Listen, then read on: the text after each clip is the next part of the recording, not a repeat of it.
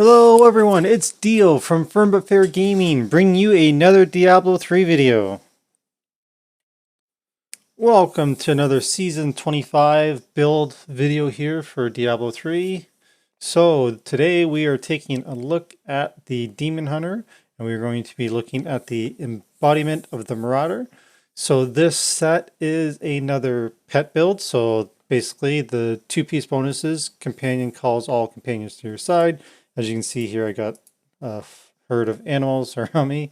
The 4-piece is Sentries Cast, Elemental Arrow, Chakram, Impale, Multi-Shot, and Cluster Arrow when you do. So if I throw out a turret, then I shoot. I imagine it needs actual enemies to shoot at though. But basically that would be it. You throw your turret out, and then when you shoot, it does the same. And then for the 6-piece, your primary skills, Elemental Arrow, Chakram, Impale, Multi-Shot, Cluster Arrow, Companions, Vengeance, and Sentries deal 12,000% increased damage for each active sentry. And with the build that we have, we're going to be able to have 5 at once. So you can see here's the number of sentries. So you want to be rocking that all at once. So for the items that we're going to be wanting to use for this set, we're going to be using 5 pieces of the Marauder set. So because we're going to be using the Ring of Royal Grandeur, we only need the 5. So we're going to be wearing the helm, shoulders, chest, gloves, and then your choice based on role, whether you want the legs or the boots. And the reason I say the choice is because you're going to be also wearing the Caps and Crimson set. So then based on whichever ones you get, you're going to be wearing the belt for sure, and then whichever one you get the better roll for, whether it's of the Captain Crimsons or of the Marauder set, then you can fluctuate between the pants and the boots here for those 2 builds. But we need to make sure we're wearing 5 for the Marauder, and then we want the 2-piece Captain Crimson. For our jewelry, we are rocking Scorch's Necklace. So when not taking damage, we can deal up to 100% increased damage. That's this buff here. So I'm at 10 stacks, so I'll be doing 100% more damage. We're using the Strong Arm Bracers. So basically, when enemies hit by knockback, suffer 29% increased damage. And that's because I am using Discipline or Tumble Rallying Roll on my Vault. Sheesh, Louise.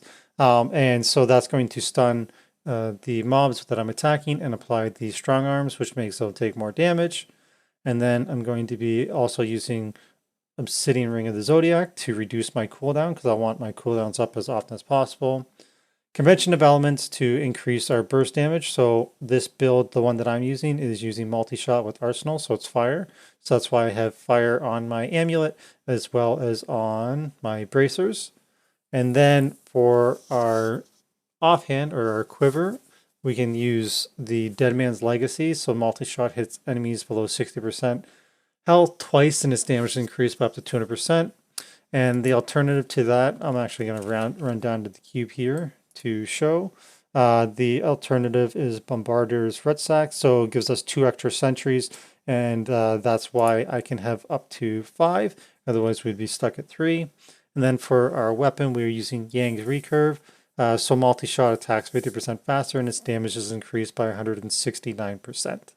So this is the build that I'm using for this, and those are the various items that we need.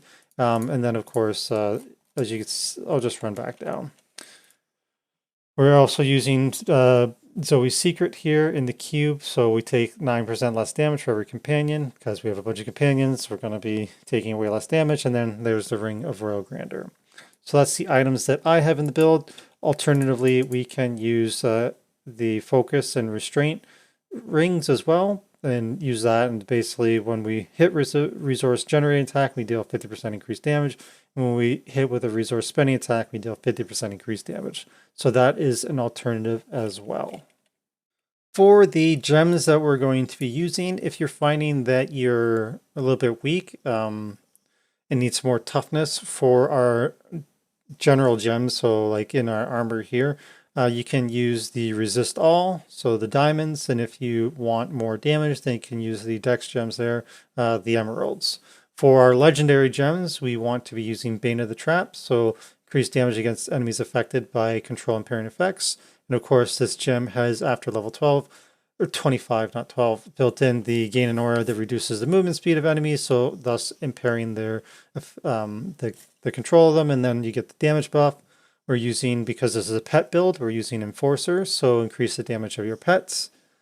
And then also we're going to be using Stones of Vengeance. So basically, the further away you are from your target, the more damage it takes. So we get 14% increased damage for every 10 yards to a max of 70% damage at 50 yards. And then we have a 20% chance to, on our hits, to stun the enemy for 1 second. Then for our soul shards in our helmet, we are using Sliver of Terror. So this is for the cooldown reduction. So I went for Dex for more damage and then plus life. If you're finding yourself a little bit weak, you could go for Intellect there or Vitality.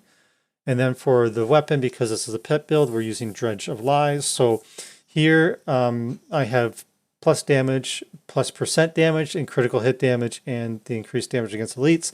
I could alternatively use percent fire damage. I'm playing around with this and haven't decided which way I want to go. So instead of that, I would first have percent fire damage and then critical hit damage, damage against elites.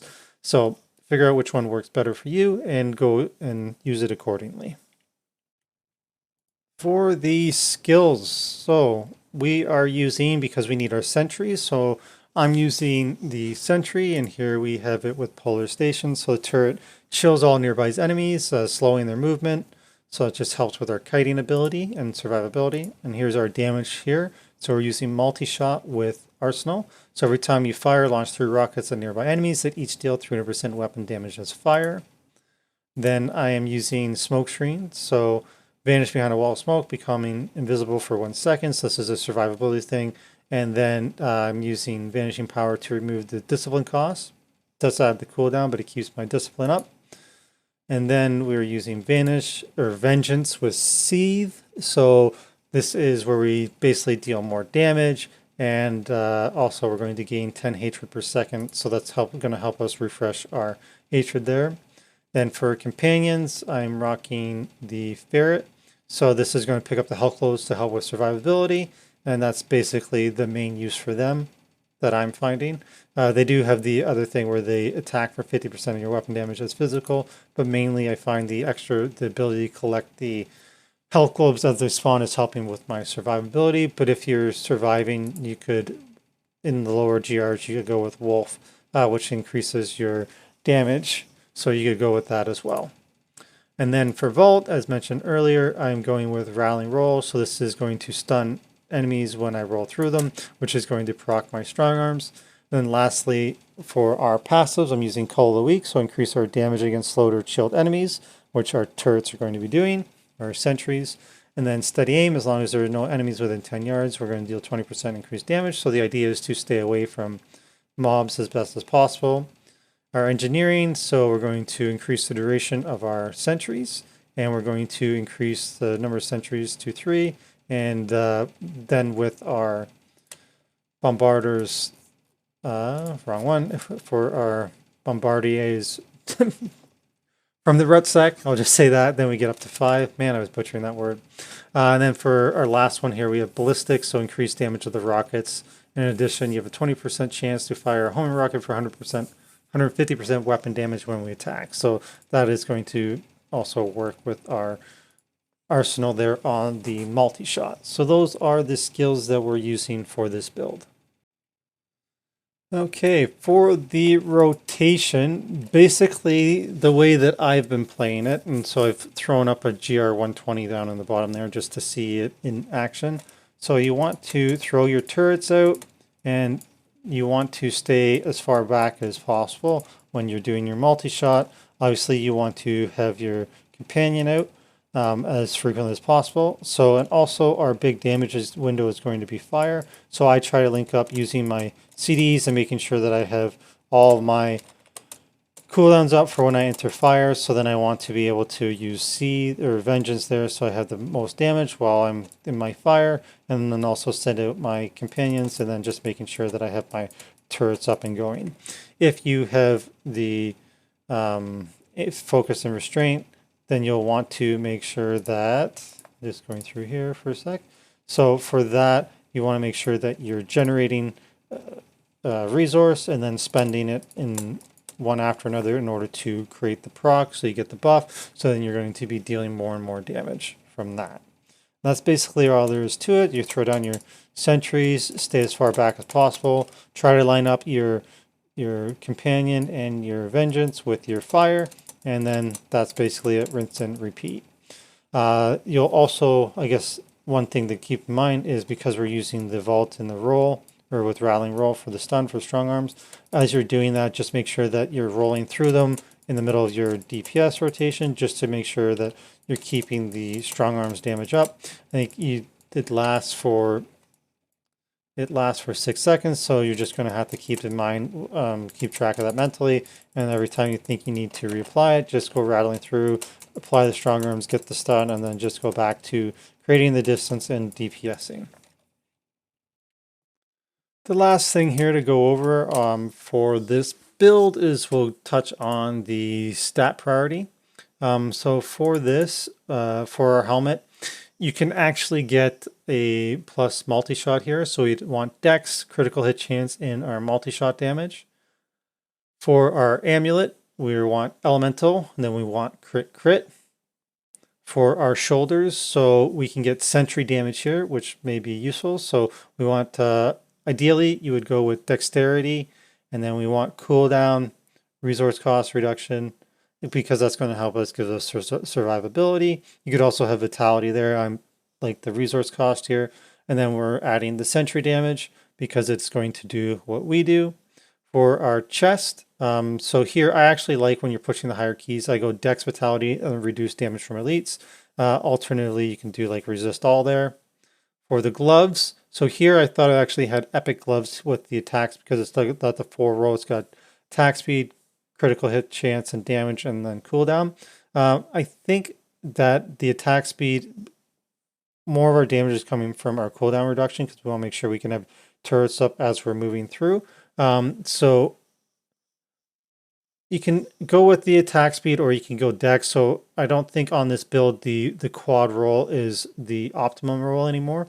I am using it, but I think that if I was to have dex, that might be more beneficial. So if you have the chance to roll 3, I think you want to put the preference on, or the priority on, getting cooldown reduction or the attack speed. For the belt, it's a survivability item, so you want to go dex, vitality, life, resist all if you can get it, like that. For our bracers, we want elemental, dex, vitality, and crit, standard here, and then we want a high unique modifier. For the Ring of the Zodiac, I rolled off the attack speed because I want these extra survivability from the resource cost reduction. So that is turning into survivability due to the Captain Crimson. So that's what I want to rock there. And then, of course, you want to try to get the highest rolls possible. And same with our convention of elements. I would like to, if I get a chance for a quad roll or a tri roll, I would want cooldown, critical hit damage, critical hit chance, with the priority being the critical hit damage and chance. And obviously, you want a high unique modifier.